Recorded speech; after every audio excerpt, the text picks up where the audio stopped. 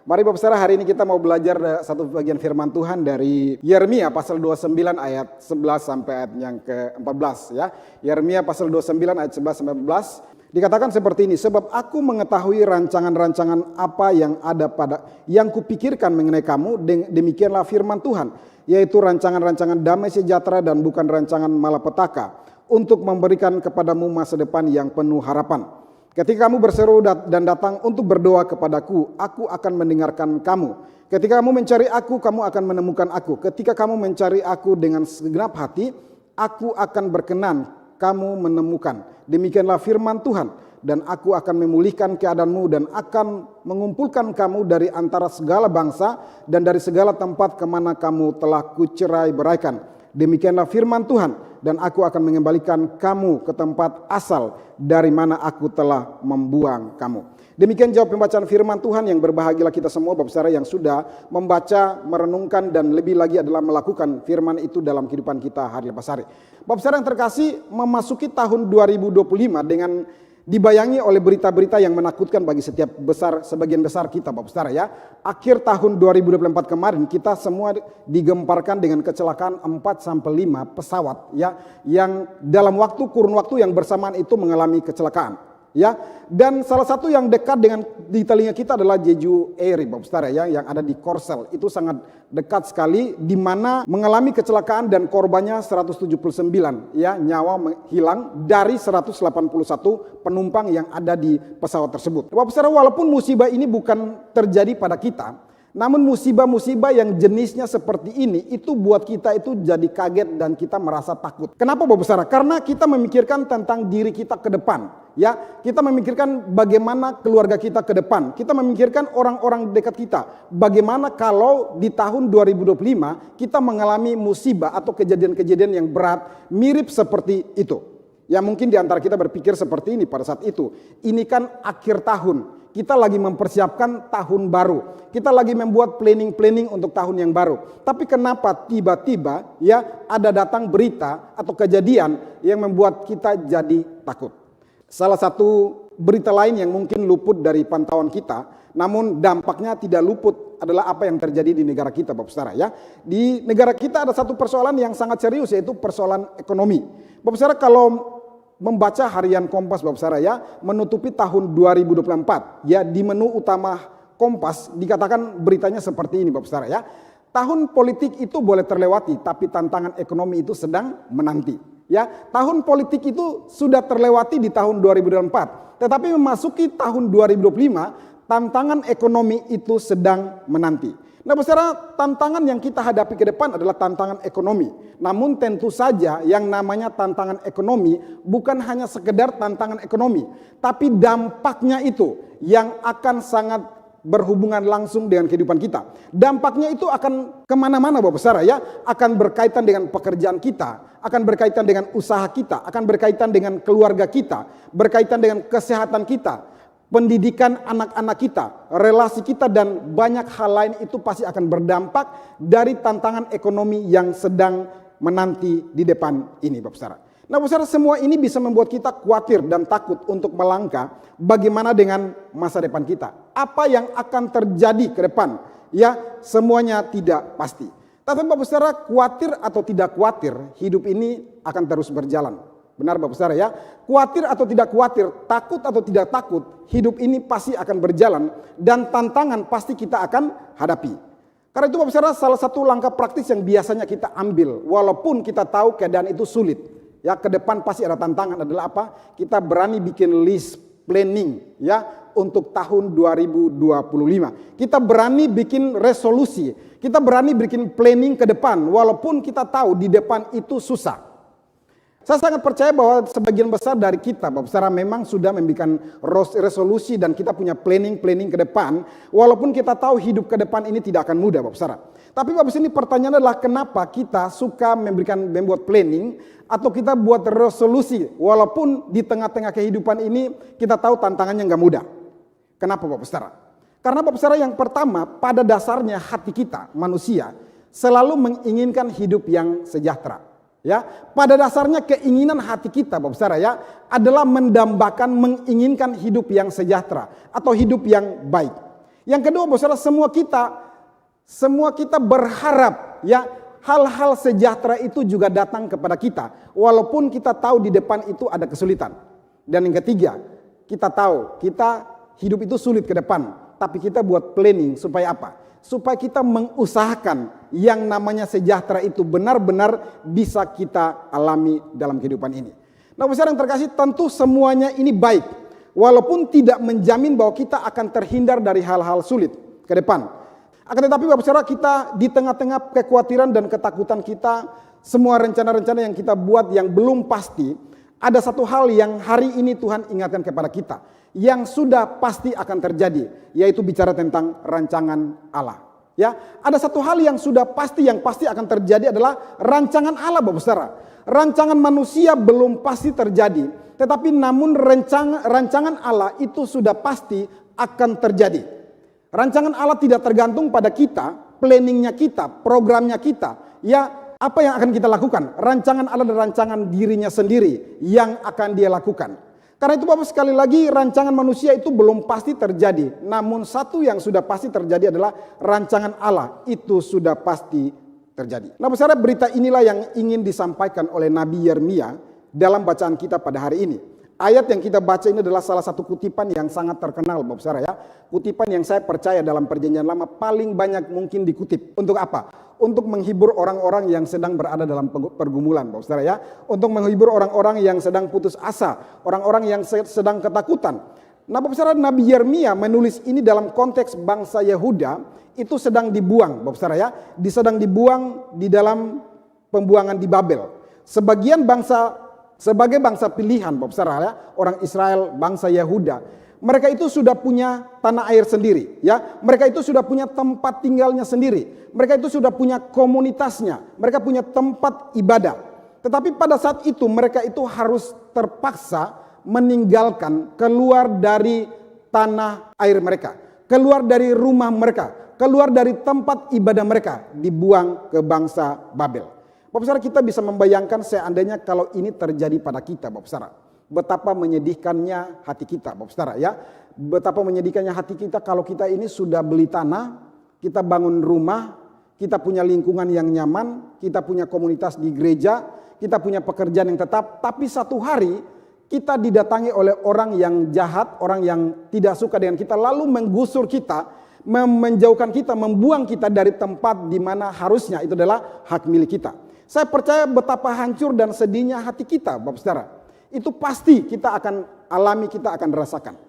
Bapak Saudara, dulu saya waktu masih pelayanan di anak jalanan, Bapak Saudara ya, saya sering sekali menyaksikan warga yang kami layani itu digusur.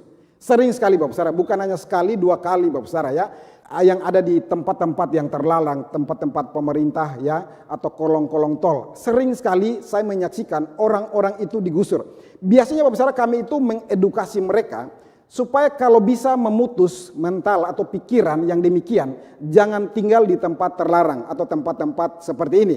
Kami memutus kalau bisa, kalau orang tuanya nggak berubah, setidaknya anaknya ke depan punya tempat yang layak, Bapak Saudara. Tetapi yang terjadi pada saat itu terjadi begitu banyak penggusuran, ya. Dan saya menyaksikan dengan mata kepala sendiri bagaimana perlawanan itu terjadi, bagaimana kesedihan itu terjadi. Ada yang marah, ada yang nangis, ada yang komplain, ada yang main fisik dan lain sebagainya. Mereka nggak terima. Kenapa? Karena mereka merasa bahwa tidak diperlakukan dengan adil, diusir keluar dari tempat di mana mereka sudah nyaman untuk tinggal di sana. Padahal Bapak Saudara, ini kan tempat yang terlarang, tempat punya pemerintah, tempat yang bukan punya mereka. Tetapi mereka mengalami kesedihan yang begitu mendalam, ya, kemarahan yang begitu mendalam. Apalagi Bapak Saudara, kalau bicara tentang orang Israel yang sudah punya tanah sendiri, punya rumah sendiri, punya tempat ibadah sendiri, bagaimana hati mereka? Karena itu saya membayangkan orang Israel itu bukan hanya sedih, Bapak Saudara. Ya, mereka bukan hanya sedih, tapi mereka juga bahkan trauma. Karena apa? Karena harus dibuang dari negeri mereka sendiri. Bapak Saudara yang terkasih, di tengah-tengah keadaan demikian, Bapak Saudara, di tengah-tengah mereka itu sedang dibuang. Mereka merasa bahwa hidup ini sudah selesai. Hidup ini sudah tidak ada harapan lagi. Tidak ada masa depan lagi. Tidak ada lagi apa yang bisa dilihat karena semuanya terasa begitu gelap. Bahkan mungkin mereka berpikir bahwa jangan-jangan nasib kita adalah Mesir jilid 2. 430 tahun seperti akan dijajah seperti waktu di Mesir. Mungkin mereka berpikir demikian, Bapak Saudara. Ini yang terjadi dengan orang-orang Israel. Nah, Bapak Saudara yang terkasih, terkadang seperti ini juga kehidupan kita, bukan Bapak Saudara? Saat kita menghadapi tantangan di depan mata kita berpikir tamatlah hidup saya. Saat kita menghadapi pergumulan di depan mata kita berpikir sudah selesai hidup saya. Saat kita menghadapi tantangan kesulitan di depan kita, Bapak Saudara, kita berpikir bahwa sudah tidak lagi masa depan dan harapan bagi kita. Inilah yang orang Israel pikirkan. Dan pada umumnya dalam pergumulan yang berat seperti ini, Bapak Saudara, kita memang merasakan ketakutan. Dan satu hal yang paling dibutuhkan dalam momen seperti ini adalah penghiburan. Satu kata yang tepat yang dibutuhkan dalam bagian keadaan yang demikian adalah penghiburan. Tapi Bapak Saudara, persoalannya kita adalah begini, Bapak Saudara, ya. Kita itu waktu lagi bergumul berat, lagi bersedih, ya, lagi punya tantangan kesulitan, kita membutuhkan penghiburan, kekuatan. Tetapi persoalannya adalah terkadang kita nggak bisa membedakan mana penghiburan yang benar, mana penghiburan yang tepat. Bagi kita yang penting hati kita bisa merasa senang. Tapi kita tidak mengerti benar nggak itu penghiburan yang tepat bagi kita. Nah, Bapak Saudara yang terkasih, saya ibaratkan itu seperti orang yang kelaparan, Bapak Saudara, ya. Orang yang kelaparan. Kalau orang yang lapar saja itu masih bisa memilih menu makanan. Makanan mana yang cocok dan sehat bagi tubuh dia. Itu berbeda dengan orang yang sudah sangat kelaparan. Kalau orang yang sudah sangat kelaparan, Bapak Saudara, dia nggak perlu menu mana yang cocok dan sehat. Yang penting rasa laparnya itu bisa terisi terlebih dahulu. Nah, Bapak Saudara, demikian juga dengan orang yang membutuhkan penghiburan. Karena mengalami kesedihan bahkan trauma yang mendalam di dalam kehidupannya, maka apa saja itu diterima, ditelannya. Untuk apa? Untuk menghibur hati dia.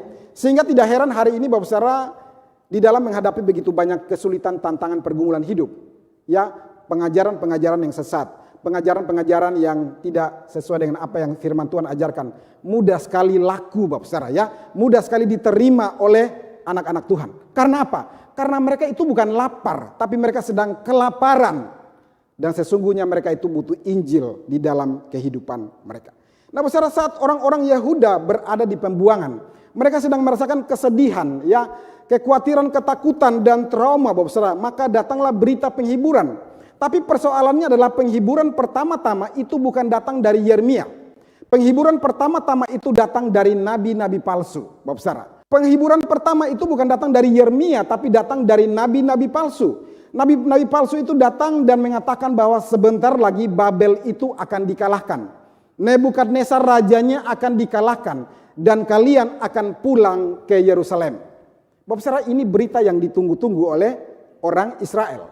Berita yang menghibur, menyenangkan hati. Sebentar lagi kita akan pulang. Sabar, sabar, sebentar lagi akan beres, selesai. Kita akan pulang kembali ke negeri kita.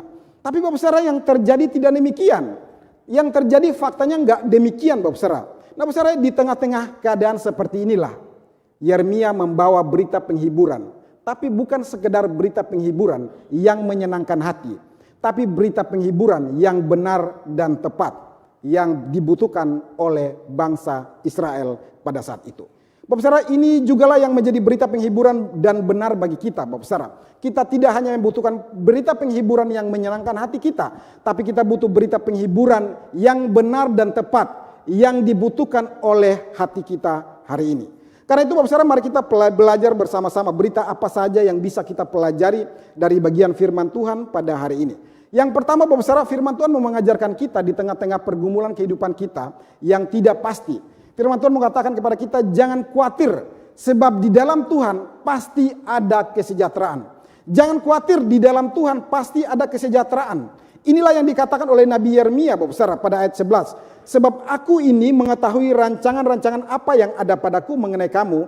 Demikianlah firman Tuhan, yaitu rancangan damai sejahtera dan bukan rancangan kecelakaan. Untuk apa? Untuk memberikan kepada kamu hari depan yang penuh dengan harapan.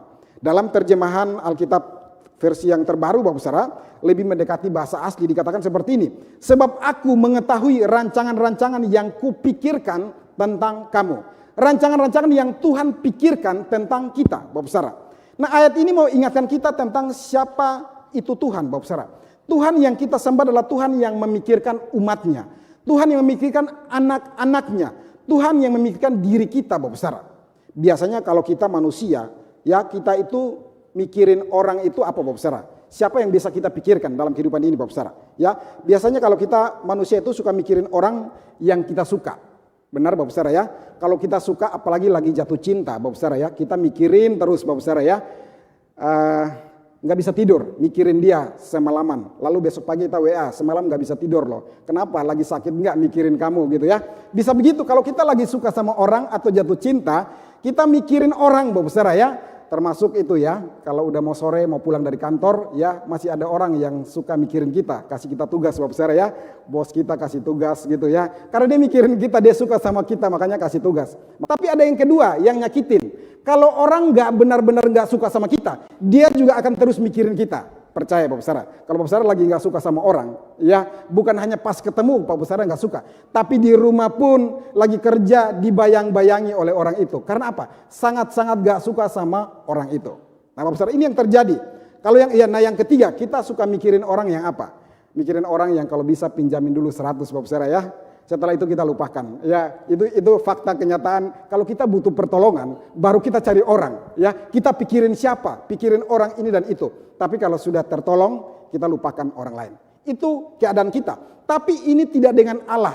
Allah tidak terbatas memikirkan kita di waktu-waktu tertentu. Allah selalu mikirkan kita, anak-anaknya.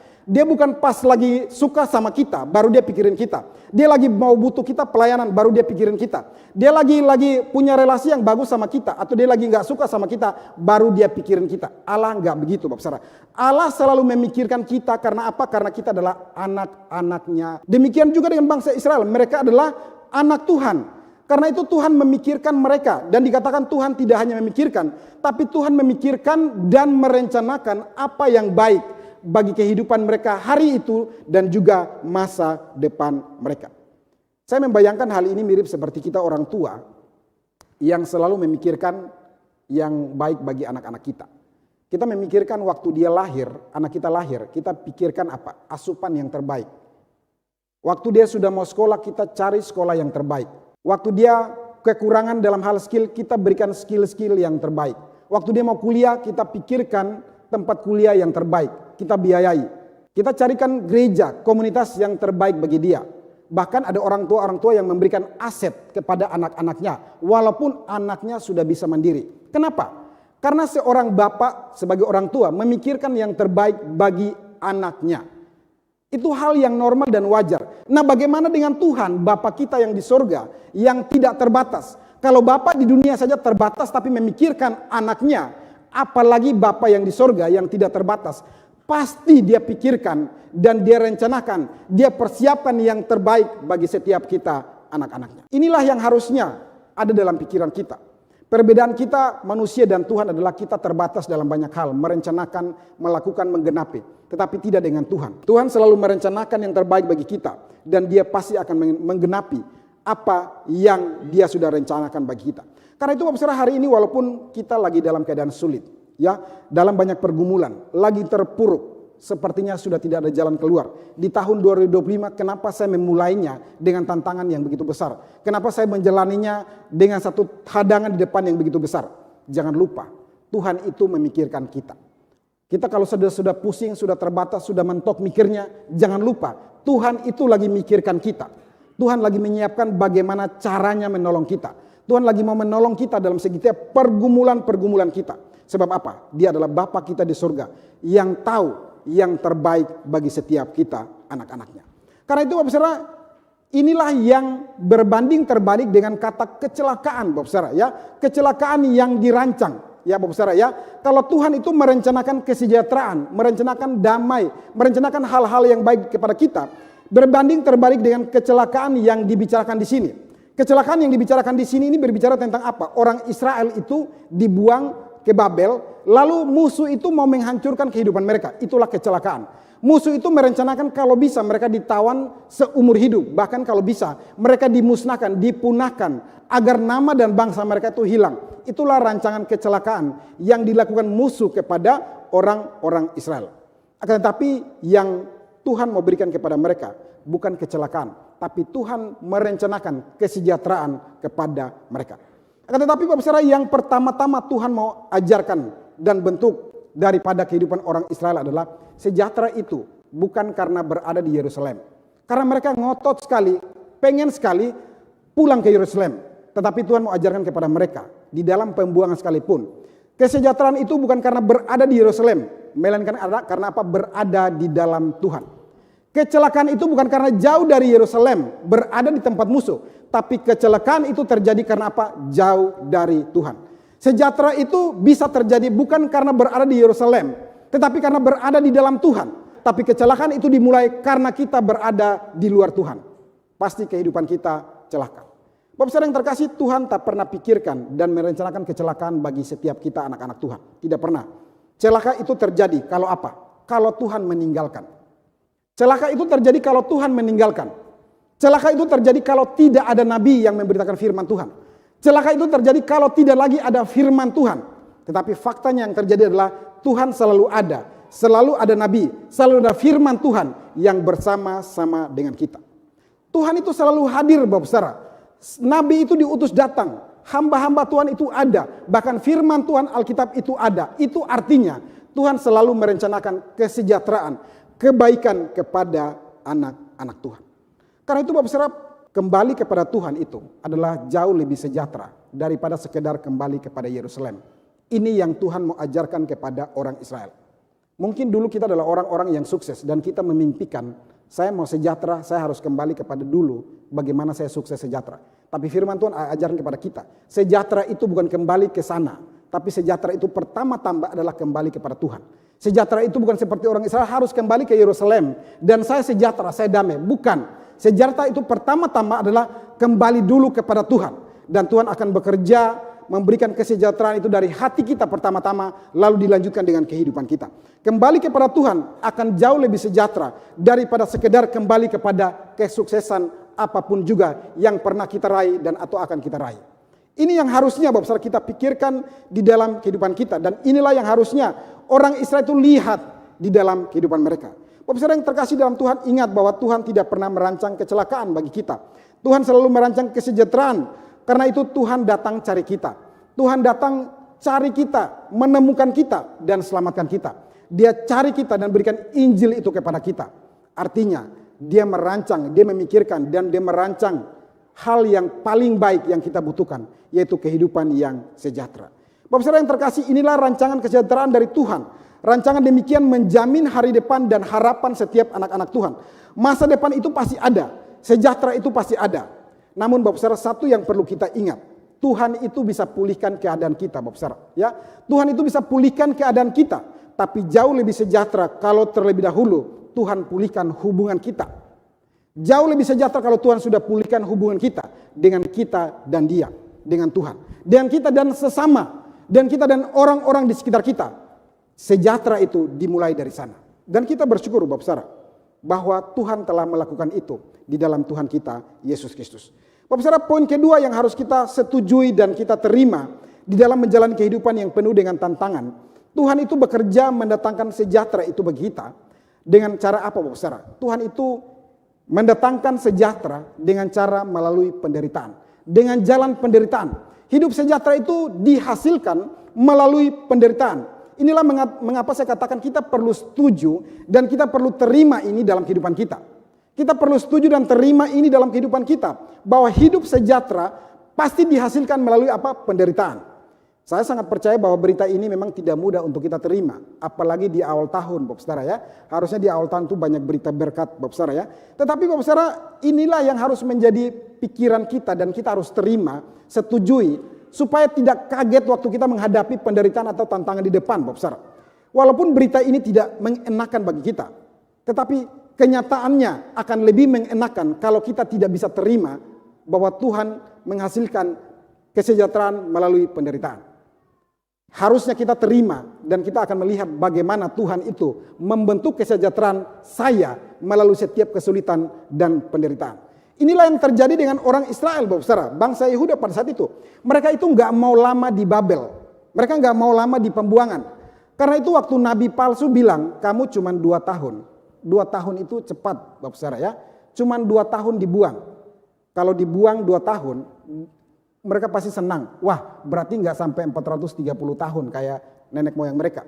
Tetapi Bapak Saudara, mereka percaya. Lalu firman Tuhan datang kepada Nabi Yeremia di ayat 10 bilang gini, kamu itu akan ditahan 70 tahun. Yang nabi palsu bilang apa? 2 tahun.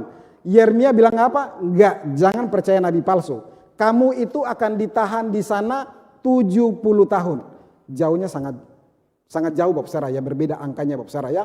Jadi mereka itu berharap 2 tahun karena ya diberikan berita yang palsu oleh nabi-nabi palsu. Tetapi Yeremia datang bawa berita yang tepat.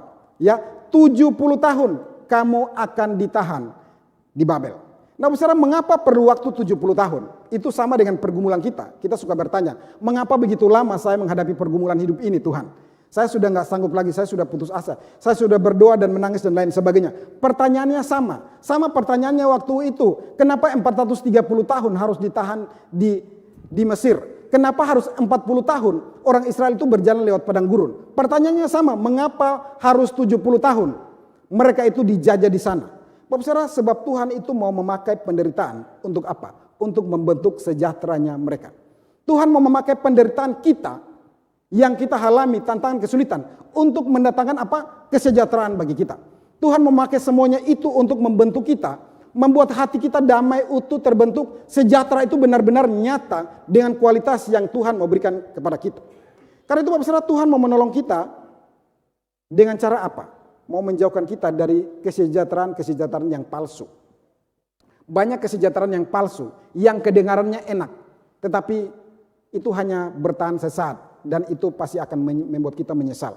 Tetapi Tuhan mau tolong kita. Dia mau jauhkan kita dari dosa dan kenikmatan yang sesat, yang tujuannya adalah menghancurkan, mencelakakan. Jadi berita-berita palsu yang dibawa oleh nabi palsu ini, itu bukan menuju kesejahteraan, tetapi sesungguhnya apa? Menuju kepada kecelakaan, kehancuran. Karena itu yang Tuhan mau jauhkan kita ya dari, karena itu yang Tuhan mau jauhkan dari kita itu adalah kecelakaan, bukan apa? Bukan penderitaan. Kecelakaan itu memang bisa membuat kita menderita. Namun perhatikan baik-baik. Penderitaan tidak selalu untuk mencelakakan kita. Harus dibedakan apa itu kecelakaan dan apa itu penderitaan. Yang Tuhan mau jauhkan itu kecelakaan. Dijauhkan dari rancangan-rancangan yang palsu. Berita-berita yang receh. Yang enak didengar. Tetapi tujuan akhirnya adalah menghancurkan kehidupan kita. Tuhan mau jauhkan kita dari itu semua. Dan yang Tuhan mau bentuk adalah penderitaan yang dia izinkan untuk apa? Mendatangkan kesejahteraan kepada kita. Jadi penderitaan itu tidak pernah untuk mencelakakan kita. Tetapi penderitaan dipakai Tuhan untuk apa? Untuk mensejahterakan setiap kita. Bapak Saudara, orang Israel pikir berada di Babel artinya celaka. Tapi Tuhan pikir bagi mereka berada di Babel dengan penderitaan itu memurnikan hati mereka, membentuk sejahtera mereka. Hari ini mungkin kita pikir kita berada dalam pergumulan, celaka saya, hancur hidup saya. Tapi Tuhan lagi mikirin kita berada dalam titik ini. Dia lagi merancang kesejahteraan. Hal yang baik bagi kita untuk masa depan kita. Bapak Saudara, sampai di sini penting bagi kita untuk memahami bagaimana Tuhan bekerja memberikan kesejahteraan bagi kita. Tidak dengan begitu gampang mulus kita langsung mengalami kesejahteraan. Gak begitu cara Tuhan. Tuhan bekerja bahkan melalui penderitaan. Untuk apa? Tujuannya mensejahterakan kita. Dia tidak pernah berpikir untuk mencelakakan anak-anak Tuhan. Kalau Tuhan mau celakakan kita, dia tidak selamatkan kita. Justru karena dia jauhkan kita dari kecelakaan, makanya dia menyelamatkan kita. Kesejahteraan itu tidak didapatkan dengan jalan mulus. Semua melewati kesulitan, tantangan, dan penderitaan. Dan kalimat ini ingatkan kita pada satu pribadi yang telah melakukannya bagi kita orang berdosa, yaitu Yesus Kristus. Yesus harus menderita. Yesus harus dihina. Yesus harus pikul salib. Yesus harus dipaku di atas kayu salib. Harus diperlakukan dengan tidak layak. Dia harus menderita. Tapi tujuannya adalah apa? Agar kita dijauhkan dari kecelakaan. Dan kita memperoleh kesejahteraan. Itu yang Yesus lakukan bagi kita. Jadi Allah itu sengaja, Bapak Saudara ya. Allah itu sengaja tidak menghindarkan penderitaan dari Yesus. Sengaja tidak menghindarkan kecelakaan dari Yesus. Agar apa? Agar kita benar-benar terhindar dari kecelakaan dan penderitaan kekal. Agar pada akhirnya kita mendapatkan kesejahteraan dalam hidup ini dan kesejahteraan yang kekal. Pada posisi inilah kita bersyukur kita diberikan Tuhan Yesus kepada kita yang mau datang memulihkan hubungan kita antara kita dan Bapa, yang mau datang dan memberikan jaminan kepada kita. Pada akhirnya kita tahu, walaupun hidup di depan sulit, tantangannya tidak mudah, tapi saya anak Tuhan, saya punya masa depan, saya hidup bersama-sama dengan Tuhan. Sampai di sini Bapak Saudara kita paham bahwa dalam Kristus tersedia kehidupan yang sejahtera. Dalam Kristus ada masa depan. Dunia dan keadaannya seolah-olah mau celakan kita. Kalau kita nggak merencanakan kecelakaan pun, orang lain bisa merencanakan kecelakaan bagi kita. Tapi jangan lupa, Tuhan itu memikirkan kita dan merencanakan yang baik kepada kita. Tuhan itu memikirkan kita dan merencanakan hidup yang lebih baik ke depan. Karena itu berita yang menakutkan, hal-hal yang menakutkan datang dan kita bawa sama Tuhan. Dikatakan di dalam ayat yang ke-12 sampai 14, ya, dikatakan kalau kita datang dan berdoa sama Tuhan, pasti Tuhan akan apa? Mendengarkan kita. Tuhan tahu kita punya pergumulan banyak, tantangan banyak, kesulitan banyak, dan dia tahu dan dia merancang hal sejahtera. Tapi Tuhan panggil kita untuk datang. Datang dan berdoa. Kasih tahu sama Tuhan, Tuhan saya takut, saya punya pergumulan yang berat. Sedikit lagi kayaknya saya hancur. Datang dan berdoa sama Tuhan. Karena apa? Tuhan pasti mendengar. Tuhan bilang apa? Cari Tuhan sebab kamu akan menemukan. Cari Tuhan dengan sepenuh hati, kamu akan menemukan Tuhan. Itu janji Tuhan. Cari Tuhan dengan sungguh-sungguh di awal tahun 2025. 2025 ini kita berjalan, kita temukan Tuhan. Bahkan di tengah-tengah pergumulan kita. Dan Tuhan bilang apa? Berikan hatimu sungguh-sungguh. Dan Tuhan akan pulihkan kita. Apapun pergumulan kita hari ini, Tuhan mau datang untuk pulihkan kita. Apapun juga itu. Asalkan kita datang dengan sungguh-sungguh. Datang cari Tuhan. Andalkan Tuhan sepanjang kehidupan kita. Mari kita berdoa. Terpujilah Engkau Tuhan untuk firman-Mu pada pagi hari ini. Kami bersyukur punya Allah yang menjamin kami. Menjamin kehidupan sejahtera. Kehidupan ke depan. Kehidupan yang kami tahu tidak mudah. Ada begitu banyak tantangan, kesulitan yang kami sudah tahu, kami dengar. Bahkan hari ini kami alami ke depan. Tapi kami bersyukur bahwa rancangan Tuhan adalah rancangan damai sejahtera. Dan bukan rancangan kecelakaan kepada kami. Ketika Tuhan mengizinkan penderitaan, kesulitan, itu bukan sama dengan kecelakaan. Tetapi melalui kesulitan, penderitaan, Tuhan sedang membentuk kami. Kehidupan kami ke depan adalah kehidupan yang sejahtera. Kami bersyukur bahwa kami tidak pernah ditinggalkan sendirian. Kami dijamin oleh Tuhan. Tuhan, Engkau melihat setiap kami anak-anak Tuhan yang hari ini mungkin di awal tahun, memasuki tahun baru, tapi masuk dengan ketakutan, kekhawatiran. Memasuki tahun baru langsung berhadapan dengan musibah, langsung berhadapan dengan penderitaan, dengan tantangan, dengan kesulitan yang berat. Mereka hampir mau menyerah, atau mereka sudah putus asa. Biarlah Tuhan Engkau datang dan jamah hati mereka. Peluk mereka ya Tuhan dengan kasih-Mu. Balut hati mereka Tuhan. Bawalah mereka kembali berdiri tegak untuk berjalan bersama-sama menghadapi tantangan kehidupan ini. Terima kasih Tuhan untuk apa yang Engkau sudah lakukan dan yang akan Engkau lakukan bagi kami ke depan. Terpujilah Engkau Tuhan, di dalam nama Tuhan Yesus kami sudah berdoa. Amin.